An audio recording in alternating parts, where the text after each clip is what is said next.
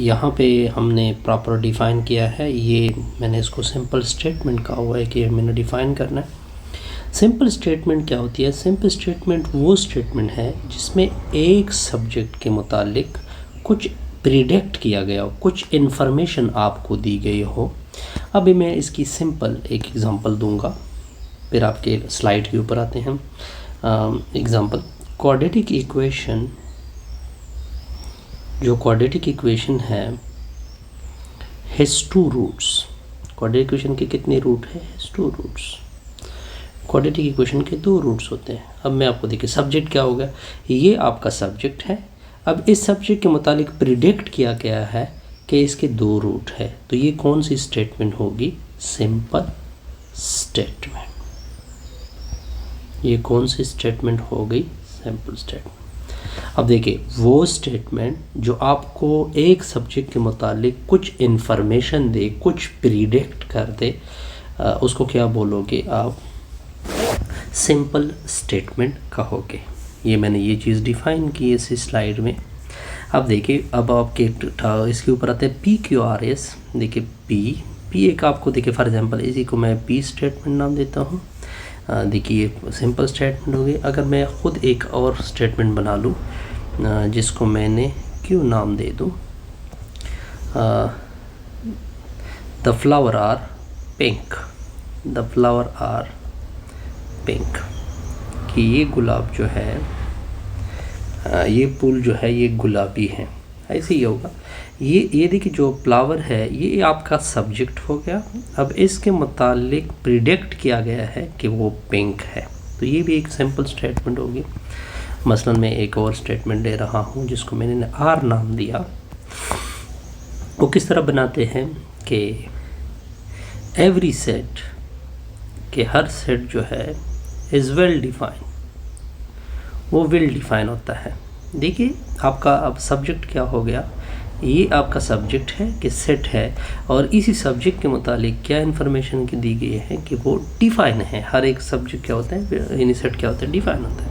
इस तरह etcetera etcetera. इसको क्या बोलते हैं आप? सिंपल स्टेटमेंट कहते हैं। अब आते हैं कंपाउंड स्टेटमेंट की तरफ। ये भी आपके स्लाइड में है। कंपाउंड स्टेटमेंट, कंपाउंड मैं आपको दिखा भी देता हूँ। कंपाउंड स्टेटमेंट वो स्टेटमेंट जिसमें डिफरेंट सिंपल स्टेटमेंट को जोड़ दे आप। क्या कहा मैंने कि compound statement, compound statement, a compound statement is a statement. Compound statement is statement, ये वो स्टेटमेंट होती है in which we joint different simple statement. Simple statement को क्या कर दे? जोड़ दे। या आप इस तरह भी कह सकते हैं कि जिसमें एक सब्जेक्ट के मुतालिक डिफरेंट इंफॉर्मेशन आप दे दें। ये भी कंपाउंड स्टेटमेंट की डिफिनेशन है। एग्जाम्पल हम क्या लेंगे? फॉर एग्जाम्पल क्वाड्रेटिक इक्वेशन को ले लो। क्वाड्रेटिक इक्वेशन को मैं ले रहा हूँ हैज़ 2 रूट। क्वाड्रेटिक इक्वेशन के कितने रूट होते हैं? 2 रूट होते हैं। यहाँ तक तो सैम्पल स्टेटमेंट हो गए। अब मैं इसको कंपाउंड बनाना चाहता हूँ, but for discriminant greater than 0 roots are real. Roots are real. देखिए ये मैंने कंपाउंड बनाया। सब्जेक्ट एक था, क्वाड्रेटिक इक्वेशन था। पहले मैंने इसकी इन्फॉर्मेशन दी थी कि इसके 2 रूट्स होते हैं, लेकिन अब मैंने एक और स्टेटमेंट भी इसके ऊपर जोड़ दी कि इसकी रूट्स इसी डिस्क्रिमिनेंट के लिए क्या होते हैं? रियल होते हैं। एंड ये भी आप इसको मज़ीद आप कंपाउंड बना सकते हैं। डिस्क्रिमिनेंट लेस देन 0 रूट्स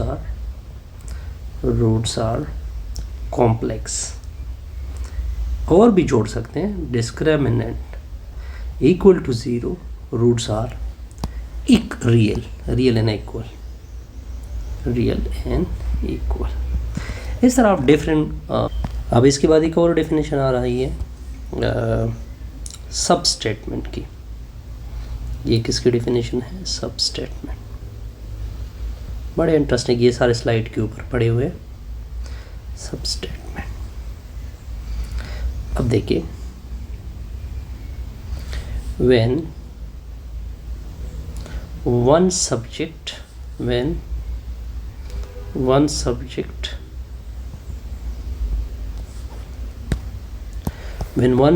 अब मैं इसको इस तरह डिफाइन कर सकता हूँ, when one subject are defined in different statement, then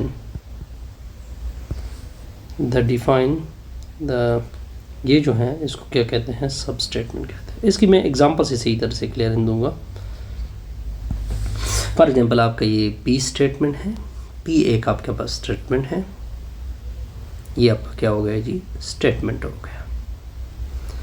for example, इसको पी को मैं लेता हूँ, पी इक्वल टू क्वाड्रेटिक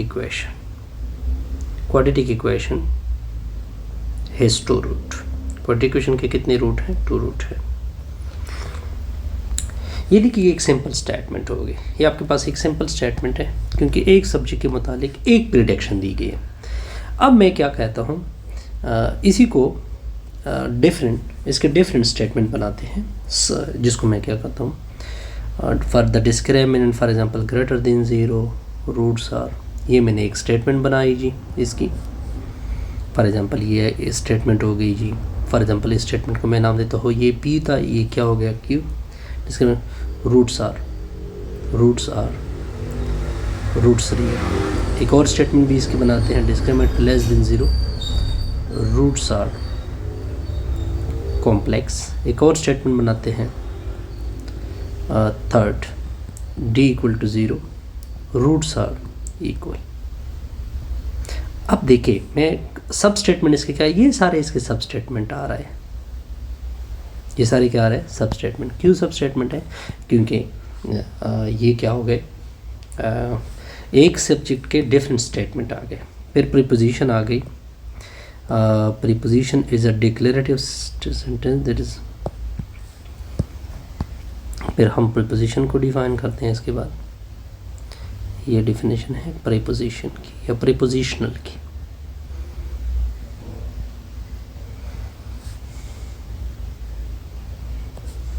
ये डेफिनेशन है प्रीपोजिशन।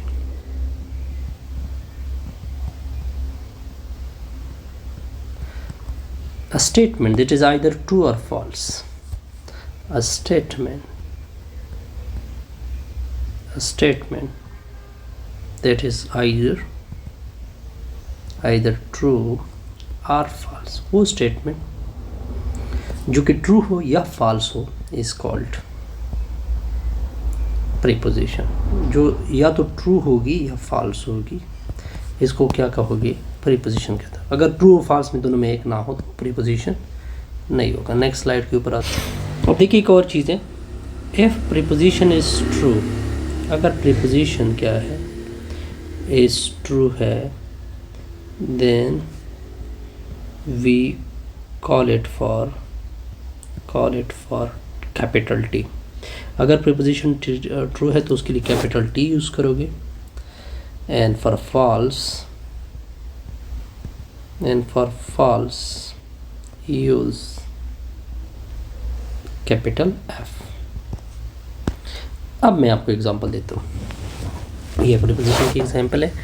देखिए नंबर 1 को देखिए, the president of Pakistan is women, कि पाकिस्तान की मौजूदा प्रेसिडेंट जो है वो वोमेन है। ये फॉल्स स्टेटमेंट है, तो ये प्रीपोजिशन है, क्योंकि इसके मुतालिक हम क्लियर कट कह सकते हैं कि ये फॉल्स स्टेटमेंट होगी।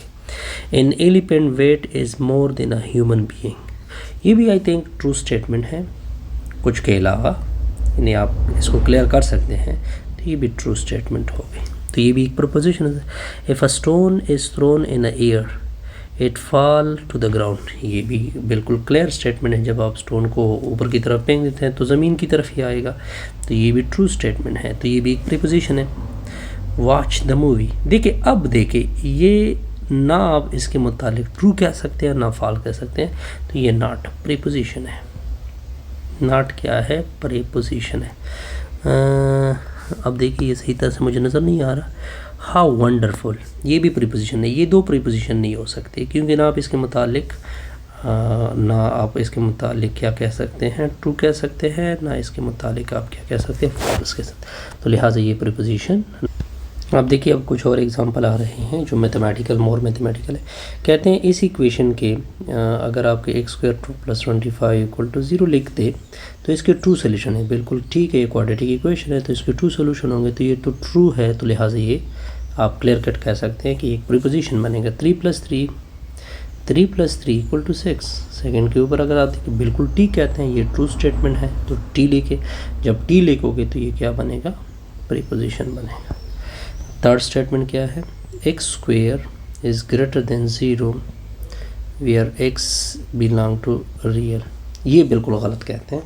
ठीक है, जब x रियल हो तो हमेशा स्क्वायर तो हमेशा पॉजिटिव होता है, तो ये फॉल्स स्टेटमेंट है, तो लिहाजा ये भी एक प्रीपोजिशन होगी।